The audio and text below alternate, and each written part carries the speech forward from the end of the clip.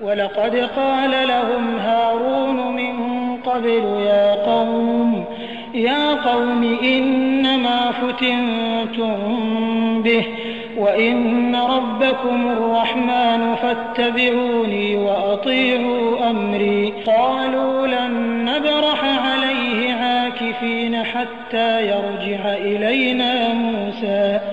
قال يا هارون ما منعك إذ رأيتهم ضلوا ألا تتبعني أفعصيت أمري. قال يا ابن أم لا تأخذ بلحيتي ولا برأسي إني خشيت أن تقول فرقت بين بني إسرائيل ولم ترقب قولي. قال فما خطبك يا سامري؟ قال بصرت بما لم يبصروا به فقبضت قبضة من أثر الرسول فنبذتها وكذلك سولت لي نفسي. قال فاذهب فإن لك في الحياة أن تقول لا مساس وإن لك موعدا لن تخلفه وانظر إلى إلهك الذي ظلت عليه عاكفا لنحرقنه ثم لننسفنه في اليم نسفا. إنما إلهكم الله الذي لا إله إلا هو وسع كل شيء علما. كذلك نقص عليك من أنباء ما قد سبق وقد آتيناك من لدنا ذكرا. من أعرض عنه فإنه يحمل يوم القيامة وزرا خالدين فيه وساء لهم يوم القيامة حملا.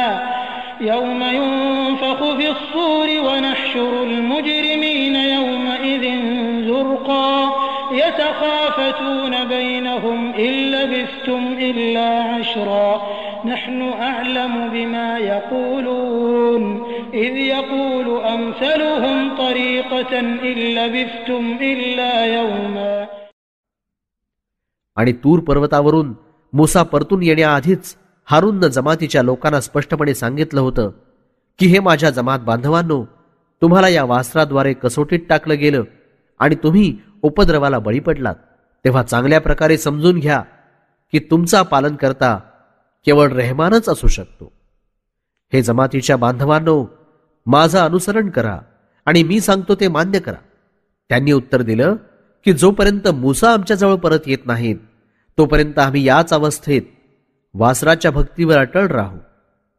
मूसा म्हणाले, हे हारून, जेव्हा तुम्ही पाहिलं की लोक चुकीच्या मार्गाने जात आहेत तेव्हा त्यांना मनाई करण्यात तुम्हाला कोणता अडथळा आला? काय तुम्ही देखील माझं अनुसरण केलं नाही आणि माझा हुकूम मानला नाही? हारून म्हणाले, हे माझ्या मातेच्या पुत्रा, माझी दाढी धरू नका आणि माझ्या डोक्याचे केस धरून मला फरफटत ओढू नका. मला या गोष्टीचं भय होतं की परत आल्यावर कदाचित तुम्ही असं तर बोलणार नाही की तू बनी इस्रायलच्या वंशात फूट पाडलीस आणि माझ्या येण्याची वाटही पाहिली नाहीस. म्हणूनच मी नरमाईनं वागलो आणि सक्ती केली नाही. मग हजरत मूसा सामरीला दरडावून म्हणाले, तू हे काय करून ठेवलंयस? सामरी म्हणाला की मी ते पाहिलं जे दुसऱ्यांनी पाहिलं नाही. मी फरिश्त्यांच्या पाऊल चिन्हावरून मुठभर धूळ उचलून घेतली होती आणि ती वासरात टाकली आणि माझ्या मनात हीच गोष्ट आली. मूसानं झिडकारून फरमावलं, चल निघ इथून. आता तू जीवनभर लोकांना हेच सांगत राहशील की मला हात लावू नका आणि हा वायदा आहे तुझ्यासाठी. याच्या विरुद्ध जाण्याची तुझी मजाल नाही. आणि पाहून घे, जरा आपल्या या जीव नसलेल्या उपास्याला ज्यावर तू जमून बसलास आणि अटळ राहिलास, आम्ही त्याला अवश्य आगीत तापवून वितळवून टाकू, मग त्याचा चुराचुरा करून समुद्रात फेकून देऊ. निसंदेह लोकांनो, तुम्हा सर्वांचा एक अल्लाहच्या शिवाय दुसरा कोणीही ईश्वर किंवा उपास्य नाही. फक्त तोच एक उपासनेच्या लायक आहे. त्यानंच प्रत्येक चीजवस्तूला आपल्या ज्ञानकक्षेत राखलं आहे. अशा प्रकारे मोठ्या खुबीनं आम्ही त्या घटनांचे अहवाल तुम्हाला सांगतो ज्या पूर्वी होऊन गेल्या, आणि निसंशय आम्ही आपल्यातर्फे एक खास बोधपत्र तुम्हाला प्रदान केलं आहे. जो कोणी आमच्या या बोधनाम्यापासून तोंड फिरवून चालेल त्याला कियामतीच्या दिवशी मोठं ओझं लादून हजर व्हावं लागेल. यात त्यांना नेहमी राहावं लागेल आणि कियामतीच्या दिवशी असं जबरदस्त ओझं लादल्यामुळे त्यांची मोठी वाईट दशा होईल. जेव्हा जगाचा नायनाट होण्याचा सूर फुंकला जाईल तेव्हा आम्ही त्या दिवशी अपराधी लोकांना एकत्र करू की दहशतीमुळे त्यांचे डोळे दगडासारखे होऊन निळे पडतील. भयभीत होऊन आपापसात हळूहळू बोलत असतील की जमिनीवरील जगात आम्ही फक्त 10 दिवसांपेक्षा अधिक काळ राहिलो नाही.